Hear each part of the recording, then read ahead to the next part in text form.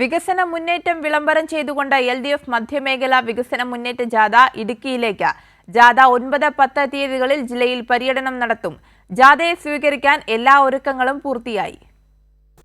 പ്രളയവും പ്രകൃതി ദുരന്തങ്ങളും തകർത്ത ഇടുക്കി ജില്ലയെ വീണ്ടെടുത്ത ഇടതുപക്ഷ ജനാധിപത്യ മുന്നണി സർക്കാരിന്റെ വികസന നേട്ടങ്ങൾ ഓരോന്നായി എണ്ണിപ്പറഞ്ഞുകൊണ്ടാണ് Kerala Congress M chairman Jose K Mani ജാഥ ക്യാപ്റ്റനും KK Shailaja MLA, PK Biju, PP Suneer MP എന്നിവർ ജാഥ അംഗങ്ങളുമായുള്ള വികസന മുന്നേറ്റ ജാഥ ഇടുക്കിയിലേക്ക് എത്തുന്നത്.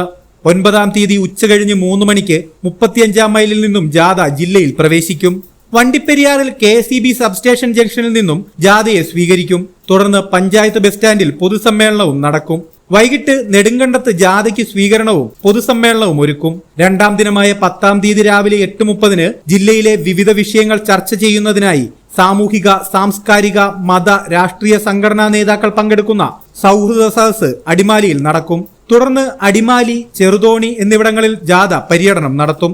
വൈകിട്ട് 4-ന് തൊടുപുഴയിൽ ജില്ലയിലെ അവസാന സ്വീകരണവും ഏറ്റുവാങ്ങും. ജാഥയെ സ്വീകരിക്കുന്നതിനായി എല്ലാ കേന്ദ്രങ്ങളിലും 10,000-ലധികം ആളുകൾ പങ്കെടുക്കുമെന്നും ഇരുചക്രവാഹന റാലി, വാദ്യമേളങ്ങൾ, നാടൻ കലാരൂപങ്ങൾ എന്നിവയുടെ അകമ്പടിയോടുകൂടെ ജാഥയെ വർണ്ണാഭമായി സ്വീകരിക്കുമെന്നും CPIM ജില്ലാ സെക്രട്ടറി CV വർഗീസ് പറഞ്ഞു.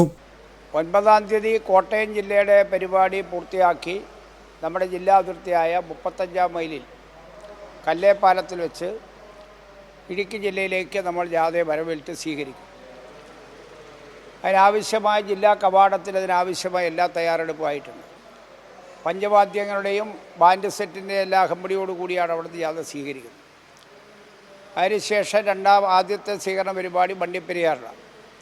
മലയോര ഹൈവേ, വിനോദസഞ്ചാര മേഖലയുടെ വികസനം, മികച്ച ഗുണനിലവാരത്തിലുള്ള റോഡുകൾ, ആദിവാസി മേഖലകളിലെ അടിസ്ഥാന സൗകര്യ വികസനം, ആരോഗ്യം, വിദ്യാഭ്യാസം, പശ്ചാത്തല വികസനം തുടങ്ങി സർവ്വമേഖലകളിലും വികസന കുതിപ്പാണ് കഴിഞ്ഞ 5 വർഷക്കാലം മലയോര മേഖല നേരിട്ടറിഞ്ഞത്.